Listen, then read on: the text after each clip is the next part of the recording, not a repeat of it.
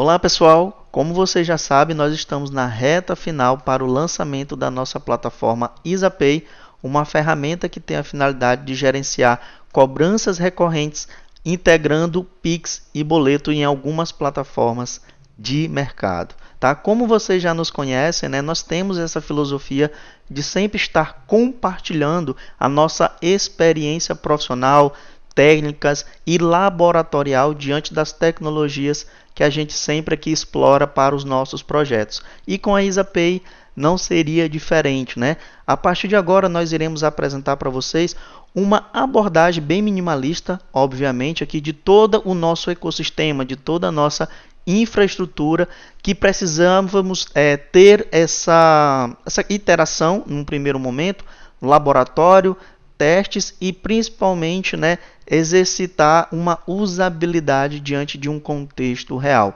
E aqui nós vamos compartilhar com vocês qual foi as tecnologias que nós utilizamos no primeiro momento, quais as metodologias para a implementação do nosso back-end e do nosso front-end. Então, como vocês sabem, né, todo projeto ele precisa estar disponível em um repositório GitHub. Então, Git ou GitHub ou qualquer outra ferramenta de versionamento de código.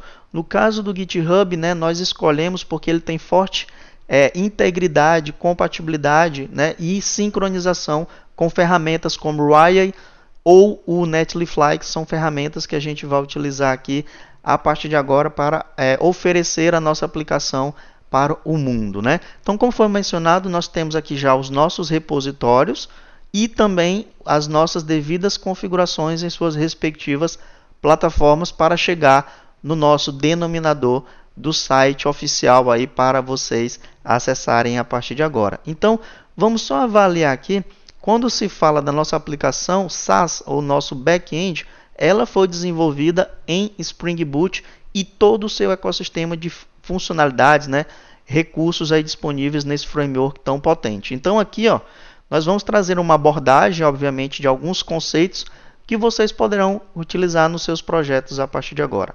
O grande dilema do nosso projeto, no primeiro momento, era termos um ambiente, vamos imaginar aqui, ó, termos um ambiente onde eu pudesse ter a necessidade de integrar com o banco de dados relacional, possivelmente também com o banco não relacional, mas o grande destaque é que o nosso ambiente de sandbox, né, o ambiente de testes, ele utiliza um banco de dados em memória. Então, a gente, por questão de custo, a gente não instalará dois Postgres nos respectivos ambientes. O nosso Postgres ele vai estar disponível só em produção e o ambiente de sandbox ele vai utilizar um banco de dados em memória, que é o HSQLDB. E aí, para a gente poder prover essa distribuição, essa estruturação na nossa arquitetura ou nossa infraestrutura, nós utilizamos migrations, né, que é um recurso aí para você poder gerenciar o teu banco de dados à medida que a tua aplicação vai evoluindo. E como vocês podem ver, nós temos duas hierarquias de migrations. A migration para HSQL e a migration para Postgres, onde a gente replica algumas instruções SQL, sabendo que existe particularidade para cada banco de dados em sua circunstância de implantação. Esse primeiro ponto a gente já consegue ter uma flexibilidade de banco de dados. Mas como definir que cada container dentro lá do Riley, né, vamos dizer assim, ele vai estar apontando ou inicializando o Spring para uma determinada environment, né, ou ambiente de configuração. Neste primeiro momento, nós temos o nosso Application Properties, onde ele realiza o que nós chamamos de direcionamento de profiles. O que isso quer dizer? Através dessa propriedade profiles, né, ou Spring Profiles Active, ele vai interceptar outros arquivos, né, Application Properties, com seus nomes correspondentes, e ele vai obter as configurações de conexão de data source através dessas configurações. Então, como vocês podem ver, no nosso ambiente de produção, nós temos as configurações que vão apontar para o Postgres. Tá? Então, nós temos já aqui tudo orquestrado. Lembrando que a gente precisa ter variáveis de ambiente que o nosso container, muitas das vezes, vai ter a necessidade de uma configuração adicional. Mas, como vocês podem ver, a nossa aplicação ela é totalmente configurável. Considerando o aspecto do sandbox, nós estamos utilizando o HSQLDB e direcionamos a migration correspondente para o cenário do banco de dados em questão. Assim também nós temos para os demais ambientes. Então, se eu vim aqui em desenvolvimento, eu estou apontando para as migrations do Postgres, para vocês terem os dados, né, consistentes no seu ambiente de desenvolvimento. Quando fala no ambiente de homologação, que você precisa gerar um cenário, e esse cenário precisa manter os dados consistentes, não necessariamente talvez precise de um Postgres, né? Nós temos aqui uma alternativa que você pode criar o teu banco de dados em memória ou simular um servidor HSQLDB, né, para que você possa reproduzir a sua execução. E assim a gente tem ambientes com recursos bem minimalistas, tá? Depois disso, basta você executar a aplicação. Então, deixa eu ver aqui, ó. Eu já apaguei a minha base de dados em localhost, vejam só, né? Nós não temos tabelas, e eu vou subir a minha aplicação. Desta forma, a migration vai entrar em ação, né? Vai inicializar toda a execução aqui dos scripts que existem na nossa release. Nós só temos um arquivo aqui contendo toda a estrutura de dados aqui, ó, das nossas tabelas, cargas iniciais, entre outros aspectos. E a partir de agora, a gente começa a ter a aplicação inicializada. Vamos confirmar aqui, ó, está inicializada. Se eu der um refresh, a expectativa é que o nosso banco de dados tenha sido constituído. E aqui nós temos as nossas respectivas tabelas, considerando que o Postgres ele tem um recurso sensacional, que é os esquemas para organizar um pouquinho mais as tabelas em nosso sistema. Então, feito isso, este comportamento tem que estar também disponível para quando a gente realizar o push, né, ou um commit relacionado ao versionamento da release e publicar as nossas atualizações.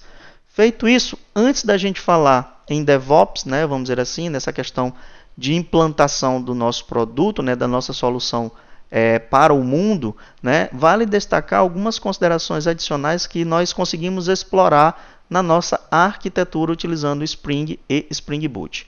E uma delas é o aspecto que aqui eu posso conectar um MongoDB, definindo um repositório onde ficarão, né, as nossas classes ou documentos baseados em MongoDB. Então, você já tem aqui uma ótica do que é necessário para configurar um MongoDB no seu projeto, se necessário.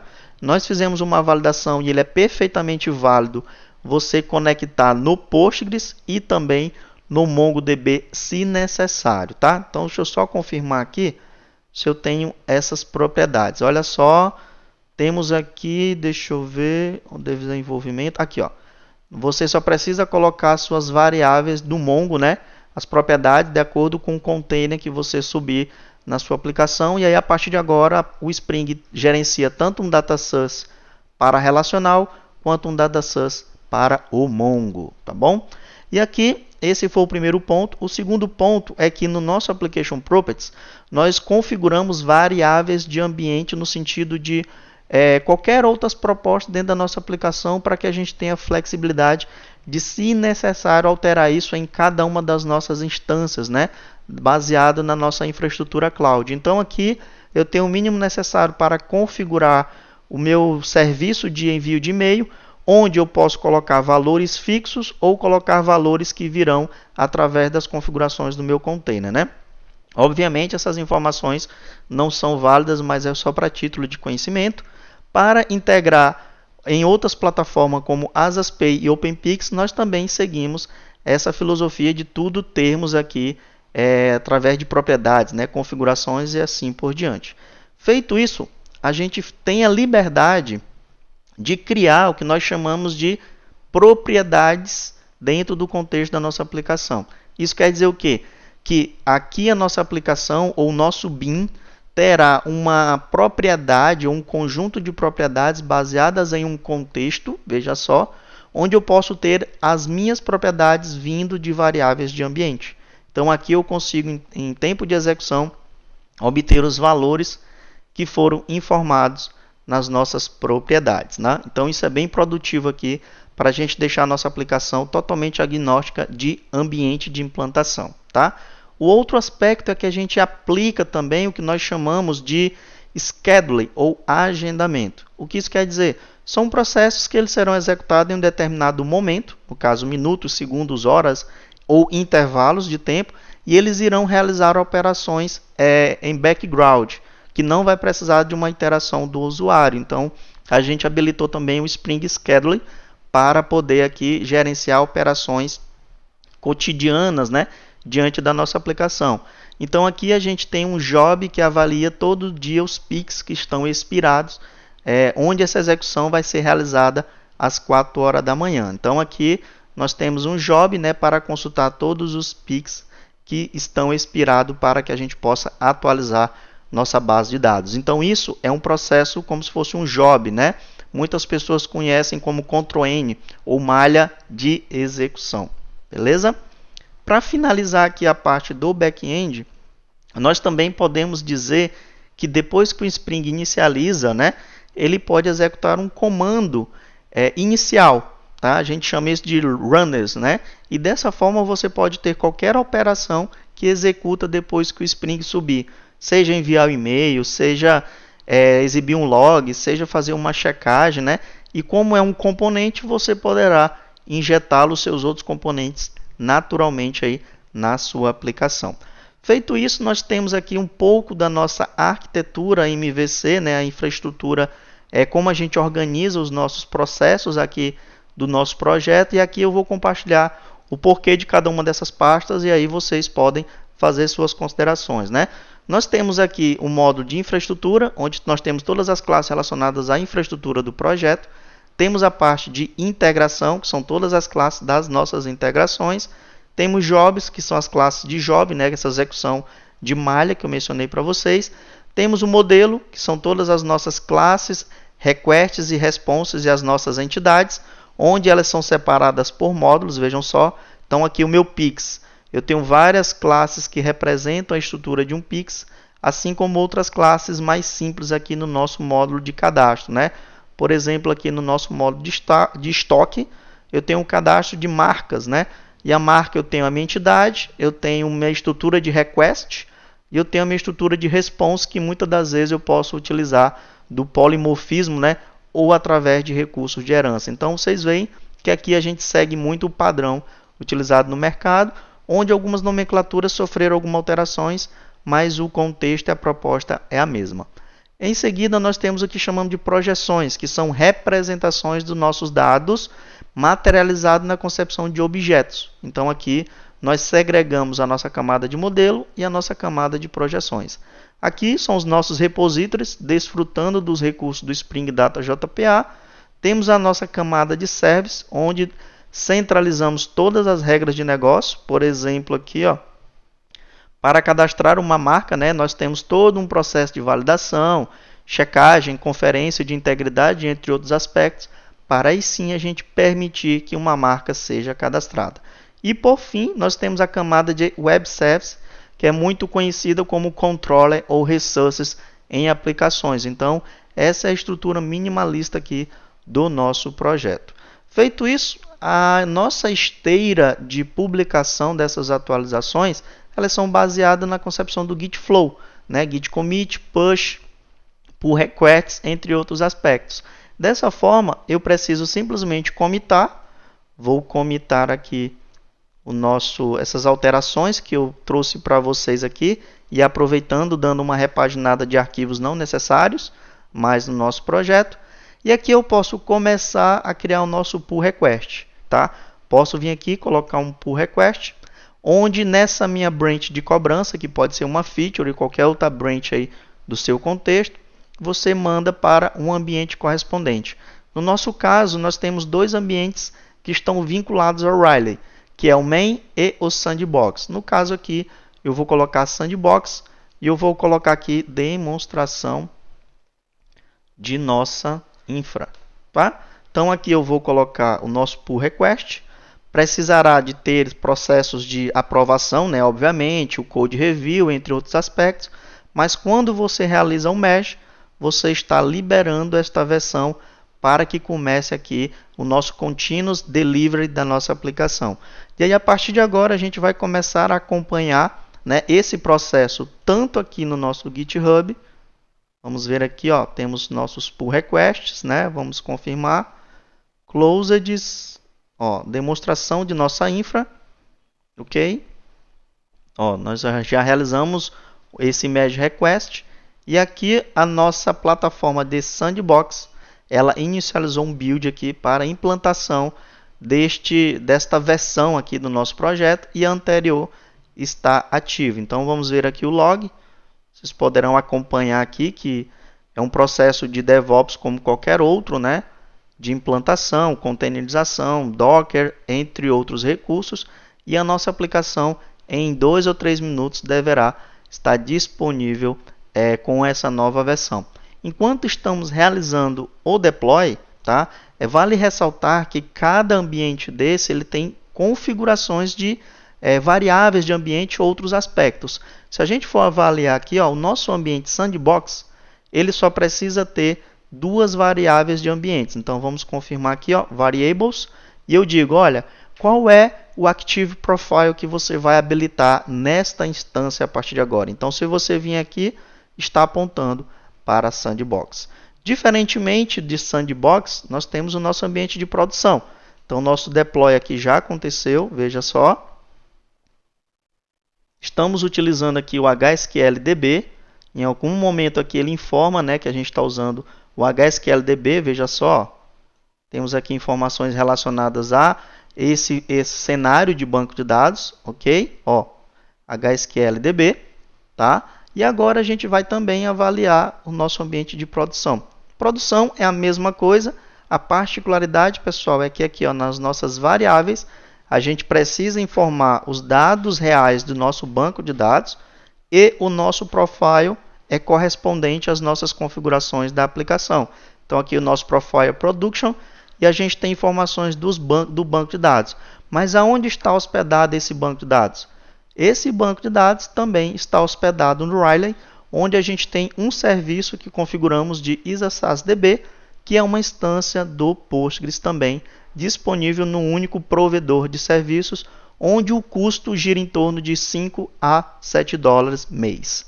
Então temos aqui as nossas variáveis, onde a gente obtém as variáveis dessa instância, copia para a nossa aplicação ter a devida integração. Então desta forma, pessoal, a nossa aplicação back-end possui 2 instâncias, um ambiente de produção conectado ao Postgres e um ambiente de sandbox utilizando o banco de dados em memória.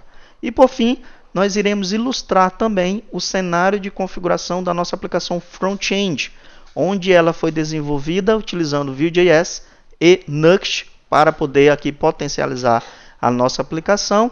Quando a gente realiza a hospedagem do nosso projeto vinculado a um GitHub, vamos confirmar aqui, ó, o nosso Isa Web, também o Netlify ele tem recursos de sincronização com o nosso repositório através dos merge requests ou pull requests que são realizados periodicamente. Então vocês podem ver que a gente tem uma sincronização com o Netlify também.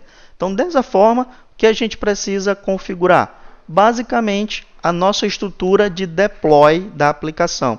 E esse deploy também ele possui 2 ambientes, o ambiente de sandbox e de produção. E aqui eu só preciso definir as variáveis de ambiente, de qual URL, né, ele vai apontar para os seus respectivos ambientes. Então, o nosso ambiente de deploy sandbox, né, nosso sandbox, ele vai apontar para a nossa API sandbox e assim por diante. Mas como é que a gente consegue vincular 2 instâncias do Netlify de acordo com um único repositório? Muito simples. Quando você vem aqui no gerenciamento de domínio, que você configura o seu domínio, faz o chaveamento de DNS, no caso a gente está usando o registro BR, né? Automaticamente você pode criar subdomínios vinculados a uma branch. Então também o nosso repositório front-end, né? Ele possui um ambiente sandbox, e esse sandbox, ao ser gerado um pull request, é gerado uma versão. E aí a gente consegue chavear para essa respectiva branch sandbox, qual a integração que ele vai fazer com o back-end, e a gente consegue ter 2 instâncias de uma mesma aplicação. Instâncias essas que a gente também poderá configurar via DNS um sufixo, né?